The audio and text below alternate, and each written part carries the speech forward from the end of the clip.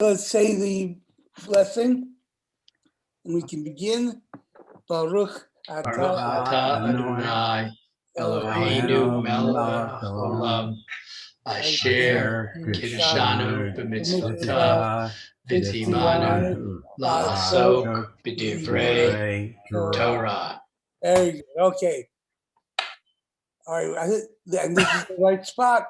I took notes. Yeah. Thank you. All right. Well, who would like to do a little bit of reading? We can start with, and the date came to pass. And Judith has her hand up. Judith, I'll do a little bit of reading. all right, Judith, great. You're on. And the day came to pass, there was a flight from a certain country, and they all fled. And in the course of their flight, they passed through a certain forest, and a boy and a girl were lost. Someone lost a male and someone lost a female, and they were still little children, 4 or 5 years. And they did not have what to eat, And they shouted and cried, for they had not what to eat. Meanwhile, a beggar came to them with his sacks, which they called tarbs, in which he carried bread. And these children started to nudge him, and follow him. He gave them bread and they ate. And he asked them, "Where did you come from to here?" And he answered him, "We know not," for they were little 297s. They were little children. And he began to go away from them, and they requested him that he take them with him. He said to them, "This I do not want, that you should go with me." Meanwhile, they took a look, and behold, he was blind. And it was a wonder to them. He is blind. How does he know how to go? But in truth, it was a novelty that such a question should occur to them, for they were still young children, only they were wise children. And and it was a wonder for them. And he blessed them, this blind beggar, and they should be like him. They should be old like him. And he left them more bread and went away. And these children understood that Hashem Yibarach was watching over them and had sent them here to this blind beggar to give them food. And I would like a definition of Yibarach. Okay. God, I assume. It's from the Cottage. Wait, I think we have a lot of noise.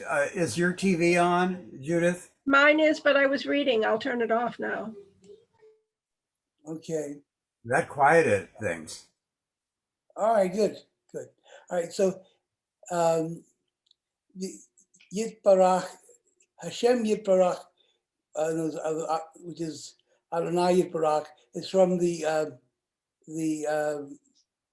kaddish. So it would be it's a way of referring to God, meaning the name or God be blessed. You look at Yitbarach and you can recognize the root in there of Baruch. Do you see that? Yes. Yeah. So it's just a kind of a shorthand way of referring to God in the context of the Kaddish prayer. So it doesn't necessarily have any great significance except as a circumlocution, a kind of shorthand way of referring to God in the context of this prayer unit that people would be very familiar with. Even anybody who's not particularly learned has heard the Cottage many times. It was the Cottage, as you probably are aware, was used as a kind of a punctuation in the course of the service. There would, between different sections of the service, the Kaddish in one form or another would appear. It's not just the Kaddish meaning the prayer for the dead. That's only one way the Kaddish might appear, but it might pop up as, let's say, um, a way of demarcating one section of the prayer service from the other. Let's say, what's a good example? Between the Shachrit and Hallel. Well, yes, that's true. I was thinking of something, a unit even smaller, like within Oh, the prayers, a prayer Mhm. itself. You might have more than one yes. kaddish. So, so that's where that comes from. So, Yeah. Kerry, I had also heard that in the days of the Sanhedrin, Yeah, and that time, that when a learned rabbi or anybody would come in like late, they would all pause and they would say the Kaddish as a blessing for that person joining them. that's interesting. I think that's probably true. I don't know if that was a universal practice or just in a certain area, but Mhm. it wouldn't be a surprise. Mhm. It would be a way of expressing thanks for the presence Mhm. of that scholar. Yes. In that group of folks. And it also sort of, as you said, there's an interruption that takes place when someone walks in, and it's Yeah. saying, it's good, it's okay. Yeah, yes, that's true. The first time I ever came across this was in a different kind of context, but it's not all that different. When you go to visit somebody in a cemetery, Mhm. you recite the kaddish, Mm. and it's not just the mourner's kaddish. It might be a longer passage. Mm. They have people there who are called cottage sayers, Mhm. and their job, this is how they earn a living, is that they wait until people come and ask them if they need somebody to say kaddish for their loved one that they came to visit, and quite often, especially in our days, they do, because they might not be able to do it themselves. So the cottage sayer would receive some kind of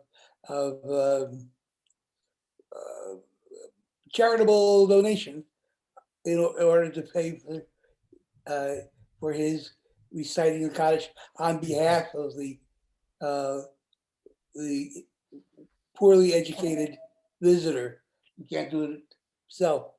So, but they have to answer, at various points, in reciting the prayer, um, and the one place that they would know how to, even the least of them would know how to participate would be Hashem Yitbarach. If you think of the God, Mhm.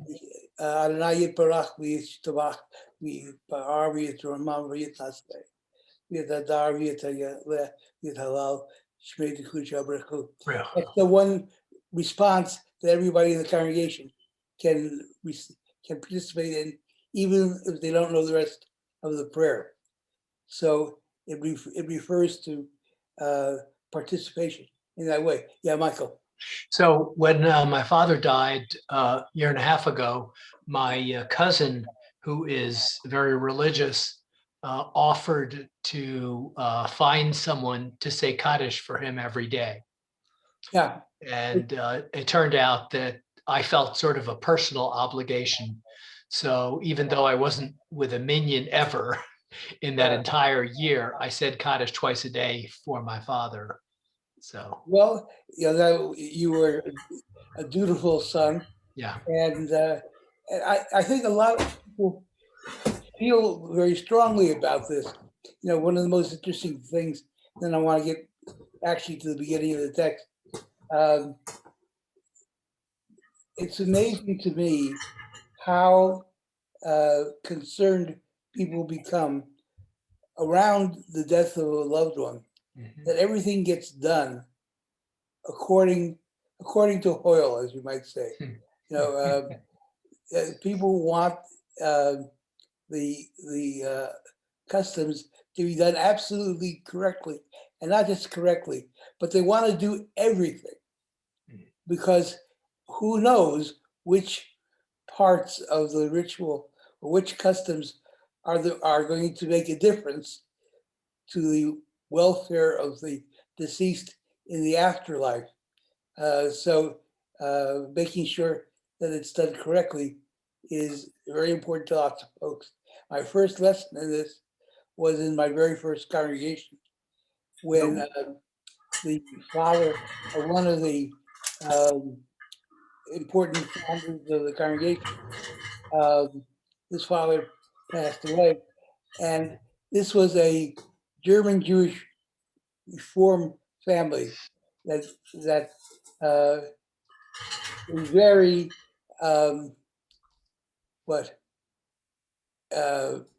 very rational, not interested in what they would call superstition or what have you, but with the death of this relative, they wanted to make sure everything was done, even though in the rest of their lives they would not have been interested in any of the kinds of things that they were now saying, oh, we got to do this, we've got to do that, we've got to do the other thing. So at that point, underneath all of the rationalism appeared a kind of sentimentality that you wouldn't necessarily have expected from this particular guy, who was otherwise not sympathetic to this kind of thing at all. So Well, I found that I wasn't saying it for my father's sake. I was really saying it for my own sake. And it actually changed my relationship to the memories of him, because I specifically thought about him twice a day. yes, And all so, of a sudden you had a connection yeah, that was deepened or strengthened that you would not have had before. It's amazing how wise these traditions can actually turn out to be. Even though maybe we don't necessarily ascribe that wisdom to them beforehand. Okay, so let's back up to the beginning of this section. Now, I find it a little bit confusing. So can somebody help me out? What actually is happening here? Who are these children, and what journey we're talking about with the life from a certain country they had all fled and so forth? What do you imagine? So it's very poorly defined, I think. So we have a lot of room for speculation. Oh, good. So in a way, we're all sort of naive in how we grow up. Yes. And it's necessary in order for us to grow up or to find freedom, like from Egypt. We have to go somewhere. We have to go somewhere that's different, whether it's physically going to another country or leaving Egypt across the sea to Mount Sinai, or for each of us realizing that we have our own agency and that we have to show what that is in the way we behave towards ourselves and towards the rest of the world. Yeah, I think you're right. I think I would agree with that, and I want to look at how this is represented in the text. I mean, what do we see in the text that might be a reference to this phenomenon of being, I don't know exactly, how did you put it, Michael? Being lost, or being sort of finding our way. Yeah. When we are little children, the idea, I think, might be, at least to start off with, that we are little children in certain circumstances, even though we may be adults in other regards. It's not that we are necessarily little children in an actual sense, but under the pressures of certain situations or with certain kinds of pain that we experience, we become childlike. We become kind of revert to an earlier stage of our own development, which I think is being referred to here. So I would also add that when we're young, we form our personalities. Yes. And we end up with a view of ourselves and of the world and what our place is in the world. And that view that forms could be a very useful and important view, but it's a view that we're stuck with. And even though we're oftentimes introduced to new ways of thinking and new openings, it's natural for us to want to revert back to that place where it felt like we had comfort.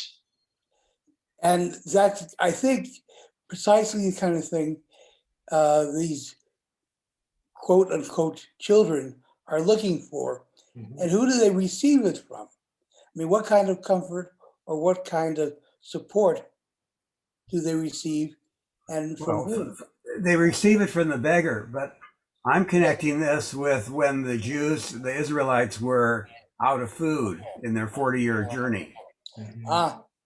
So the beggar is kind of God. Well, or we might want to say that he's acting at God's behest. He's a vehicle for God's love and support for these children. Mm-hmm. But who are these children? They're really all of us. Yeah, they're because they're they kind of were grasping. They you know they were complaining. They were, mm-hmm. And so they got kind of what was it called, the what was given to them, that universal food. Oh, manna. Manna, yeah, yes. One of the interesting things about manna, and anybody who would come from a traditional sort of background would know, is that one of the qualities of manna is that it tasted exactly like what each of the people who were eating it wanted it to taste like. It was right, the schmooze. Little Abner's schmooze. That's right. Yes. Yeah. I mean, I have complicated feelings about him, but Al Cap was Jewish, of course. Oh, I didn't know that. Oh yeah. Interesting to look at the little Abner comic from the standpoint of somebody who is interpolating what he knows from Jewish folk tradition into the American idiom. Interesting. Yeah. So one thing we learned here is not only were they hungry, and ironically, they are fed from the sacks that the beggar carries around with him. But what else? They're lost. And the beggar knows where they are and where they're going, but the little kids, of course, don't. Which to me sounds very suggestive, because that's where we all are as we begin our journeys of learning and development. At some point, I think we've commented on this in other contexts. You start out on these journeys without a precise idea of where you're going or what direction to go in or how to get where you want to go, because you really don't know. It's all a large black box to all of us. And somewhere along the line, if we're fortunate, we meet somebody who is on the journey himself or herself, and will take us along with them. That happens when we're willing to be led, as children are. Think about how, when you're a youngster, 3, 4, 5, 6 years old, and somebody who you may not actually know, but who inspires a sense of security or of support and understanding, says, here, give me your hand. I'll take you. Come with me. Yeah, it's Judith. Well, what I'm hearing is that we start out as innocents, and we really need the basics before we can go anywhere. And we're going to get a little bit from here and a little bit from there. And it's not as if we're going to run across a guru who's going to teach us everything we need to know. We have to ask for or receive from a bit here and a bit there, and ultimately we will be mature spiritually or however. Well, we'll meet somebody who will be willing to hold our hands as we move forward. We trust that they're leading us where we ought to go or where we would like to go, but we don't know where that is. But it's just enough that this person, in a variety of ways, supports us, and we feel we can be safe, or we can be what's the word I'm looking for? Guided successfully by that particular individual. And so we're willing, like a little child, to put our hand in theirs and be led.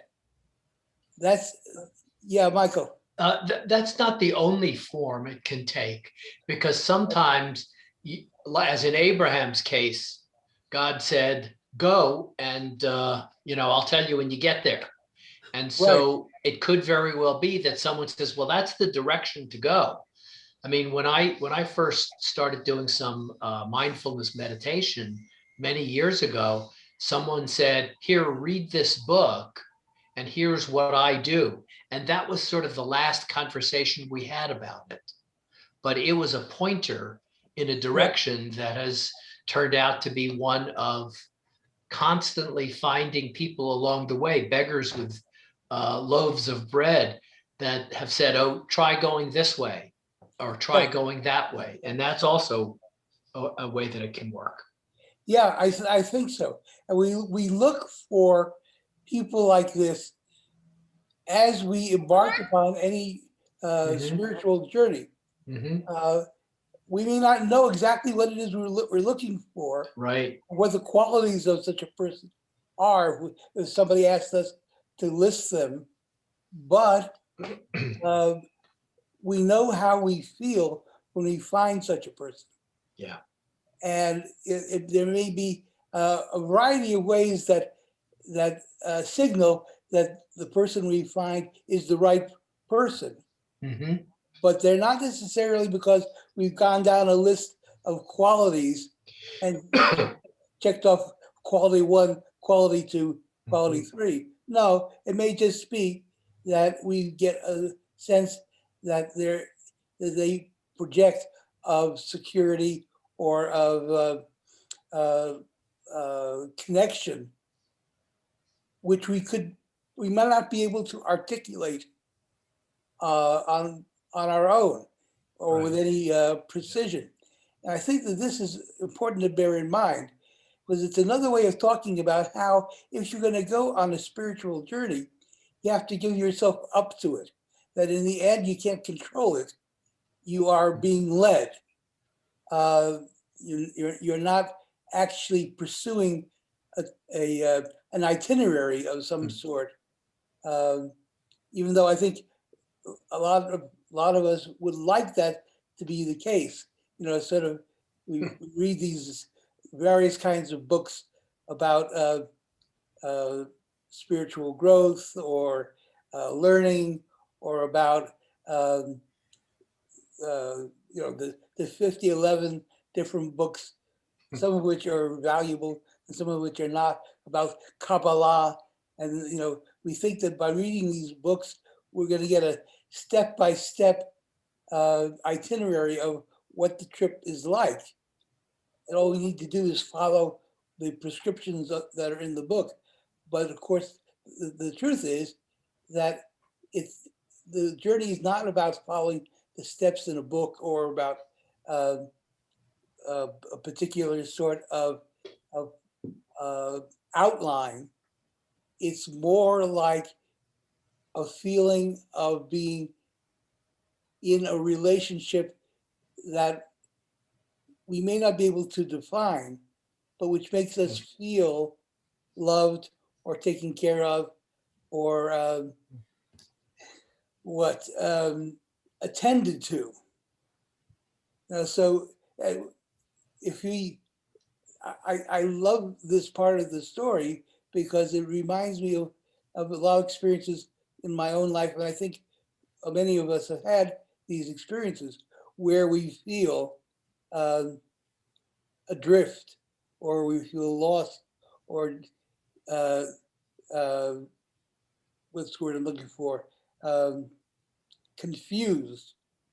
And someone comes along to take our hands, and they say, "Follow me," and we follow them. We don't know what it is necessarily about them that makes us, as being in the little childlike state that we're in, that we're willing to go with them. I mean, this is the opposite of stranger danger. We sometimes meet people who we are willing to trust, Right. Even though you would be hard pressed to say, well, what is it exactly about them that makes us feel that we can trust them? Especially in our own day, when we're taught so thoroughly to be mistrustful and to be suspicious of anyone who comes along and who might be trying to take advantage of our situation, and that's not an unreasonable fear. Mm-hmm. So there is a sort of contradiction here. The inclination to be safe could be something that can be exploited, or it could be something that is the first necessary step towards taking a journey to something new. I guess that's something we have to decide for ourselves when we're in that situation, when we find ourselves lost. How do we take the first step? How and under what circumstances do we meet someone or something that we can trust to lead us, even just to take one step, or to begin the journey? So recognizing that we do that at the beginning of any kind of movement. Bella, cut it out. So somebody She's not so trustful. No, she's protecting and that's her good. And that's good. Her domain. Yeah, she's very mindful that she thinks that whenever right. There's somebody outside the front door of my apartment, or there's somebody rings the doorbell, she has to let me know. Otherwise, I wouldn't know. Yes, of course. She's my guard puppy. So, in any event, this is about how do we embark upon the journey. we have to embrace being childlike. We are giving up our adult, what I would say, suspicions and our ways of trying to keep ourselves safe, which is to say, to protect ourselves from actually being open and vulnerable, that in the way that you need to be on a spiritual journey. So it's that, point of balance, the point of the sword, which could go one way or the other. We have to decide, are we willing to take the risk and to say, all right, here is someone or something that can support me, or maybe that same person with the same intention, that is, it appears to us, is really interested in taking advantage of us. So, Well, people do join cults. yes, they do, and that's a very good right. point. Yeah. That's how, in this situation, it is easy to be taken advantage of. Yeah. Bella, cut it out. Now, somebody's outside the door. See, guys, they're standing outside the door. I knew that's what was going on. Hang on, I'll be right back. Bella, thank you very much.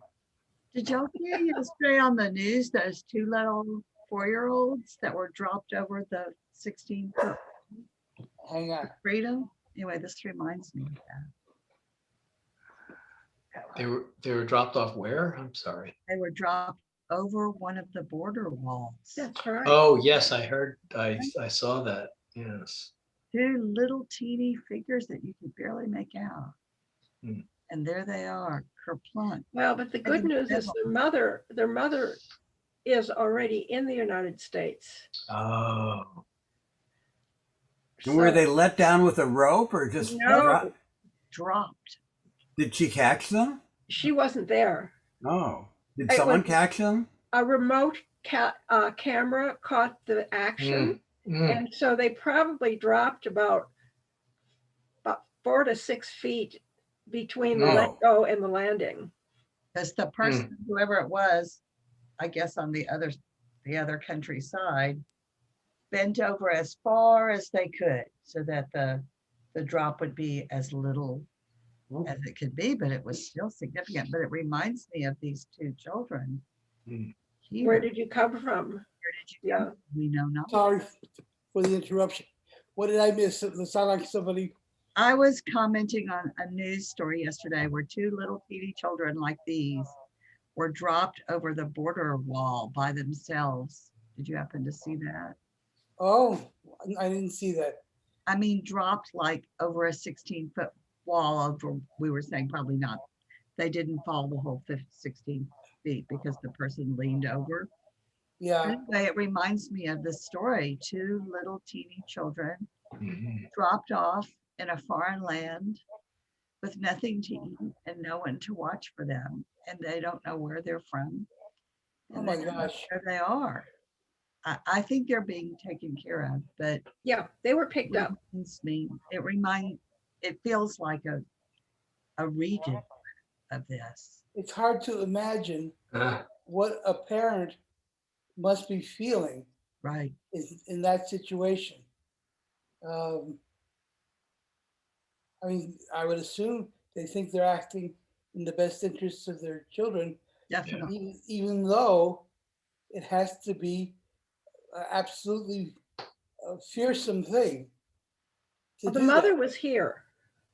The mother was in this country? The mother was in the States, and they were probably in the care of grandparents or somebody. And they paid coyotes to bring them to the border and drop them. But literally, the mother has been notified. Wow. So anyway, it was too coincidental. Those two little figures I saw, they're really ghosty, the way the film is. Remind me of the story. Well, it's interesting to me to hear this story because you think about the risk that the people who are in charge of these kids were taking, but also the vulnerability of the kids. They don't really know necessarily what's happening to them or why. And yet there they are on the other side of the barrier, so to speak, and being radically alone. Like these children, Yeah, like yeah. all of us, right? Just like all of us. I think that's a very good point. It's exactly what I had in mind. Because when we, even though we might be chronologically adults, but when we begin a journey of significant change, Yeah. we revert to being children again. We are, we are stripped of the usual sorts of adult defenses that we operate with in our usual lives. And in a way, isn't it necessary that we somehow drop those defenses in order to move forward in a new direction? Yeah. Yes. So yeah, I think this story, this part of the story as we're reading here, is very well connected to that example that you just gave, Stephanie, and I appreciate it. To recognize that we are, each of us, in a variety of ways, vulnerable, and have to allow ourselves to be vulnerable in order for change to take place. And trust that there's something, some providential hand that is going to be available to us. I don't know why it is today I'm concentrating on the idea of children being taken by the hand. There's something about that seems very moving to me. Very. The way And in a way, we're all dropped over the wall. I agree. I think that's exactly the point. Yeah. Well, we may not. We may imagine that we are in that situation, and we are dropped over the wall. And there's a period of time between the moment when we are dropped and the time where the supportive hand comes to grasp us. Right. What a sense of apprehension there must be in those moments. Yeah.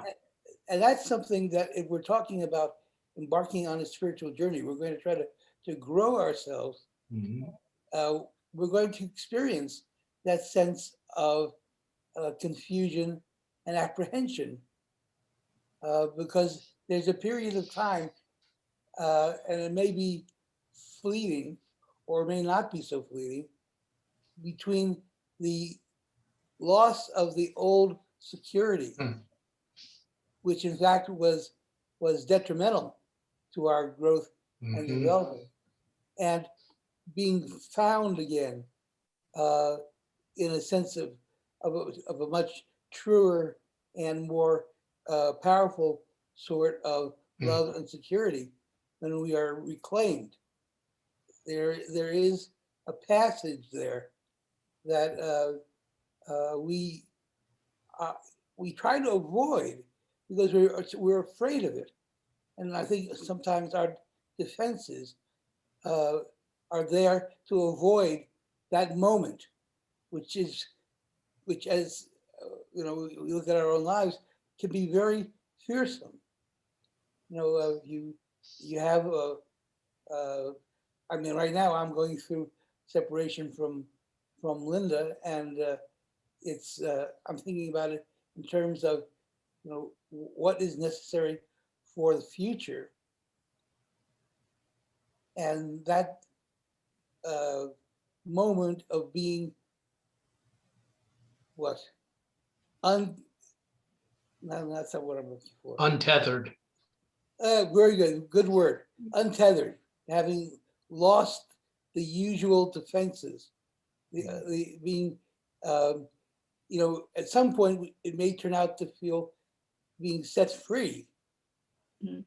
But there's a moment before that feeling of freedom comes into play. And it's just, you're sort of just dissociated. And all of us have this, whether it's about marriage and divorce, or losing a child or a spouse, or any number of situations where we lose our usual position and haven't yet acquired a new position. It might be infinitesimally small period of time, or it might be a very long period of time.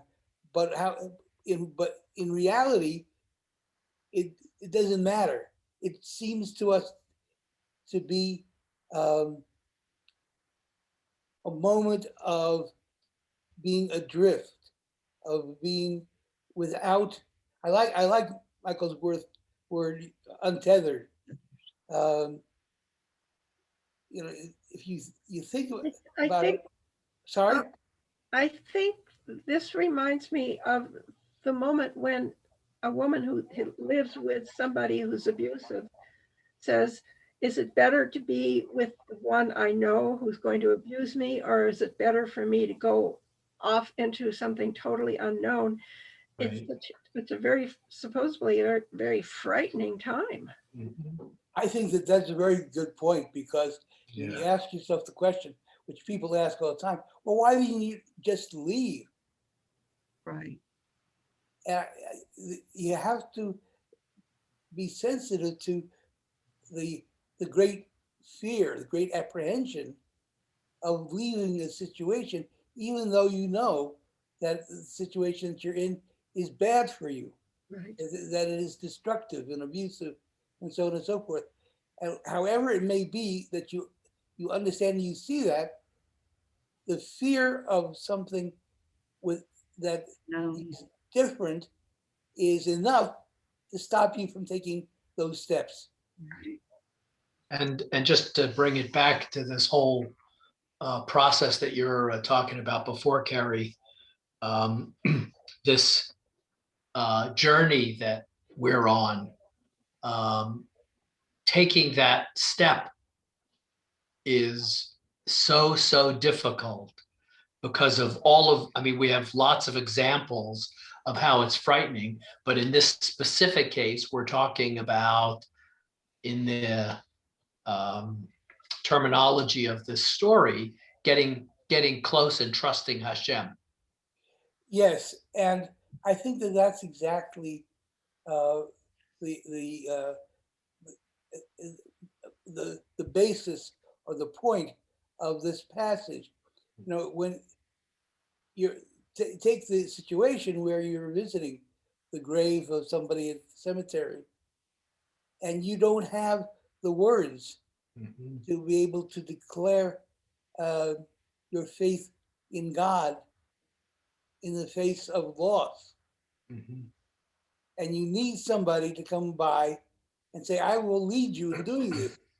And all you need to do is to have this one line that you vaguely remember, and you join in on that part. But otherwise, I will do this for you. Um, I remember the first time I had that experience going to visit the grave of my father's father. And my dad, may he rest in peace, became very angry because, I mean, my father never raised his voice, ever.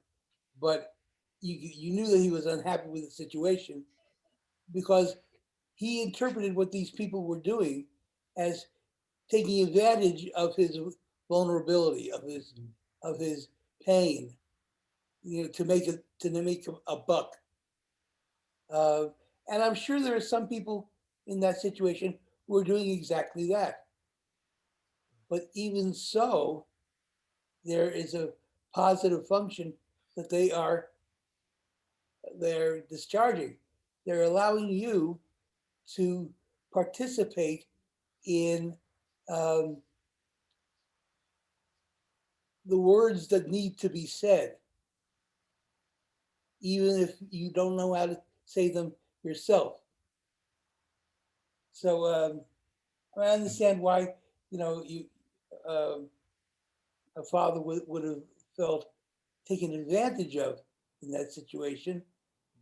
But I also understand why he ultimately gave this guy a few bucks and let him do it. So, and I think it's true in a lot of different contexts, and not just when you're dealing with saying the kaddish, but think about the many times when we have words we know we have to say, but we are unable to say them ourselves, and we're relieved when somebody will come in and lead us in saying them or supporting us in being able to say them. Think about where those times in our lives where we have to apologize to people, and we are afraid to do so. We're reluctant to do so, even though we know that we really ought to. Somebody maybe will say a kind word that will free us to participate in making apologies. Hello. So Yes.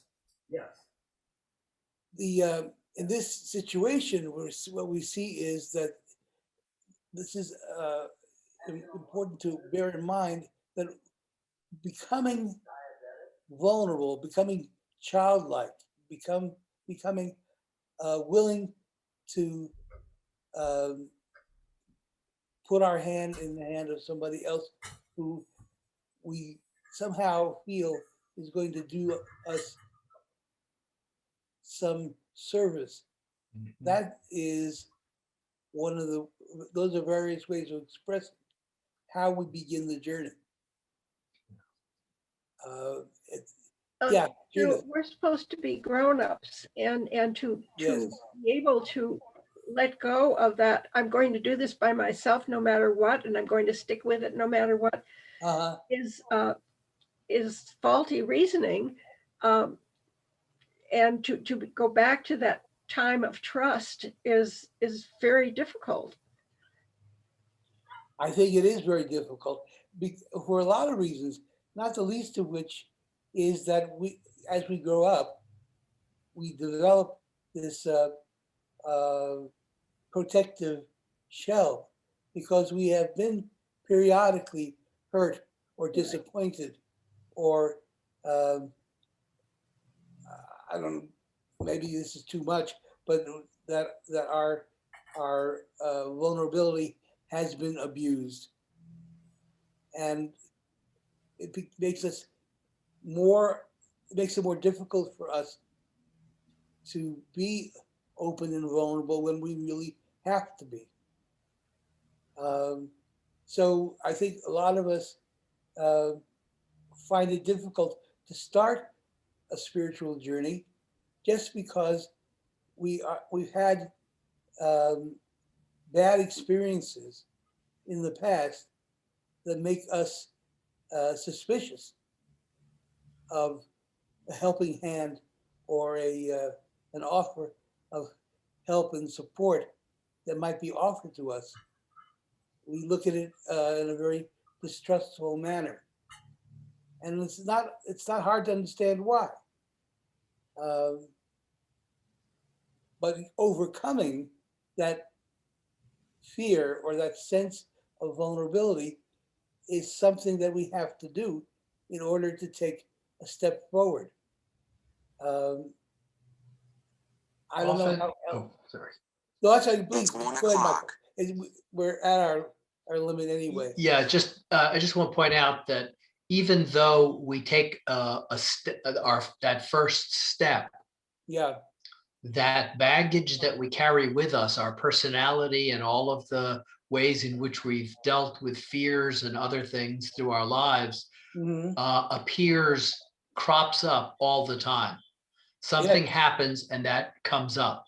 And the question is, do we have some kind of support to remind us that we've taken this step and we can take that next step as well.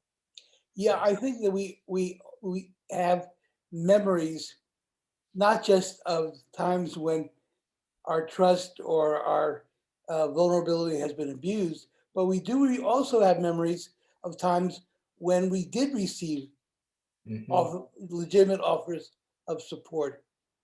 So it was sort of caught on the horns of a dilemma. Which of our memories do we follow? Which of our experiences do we credit?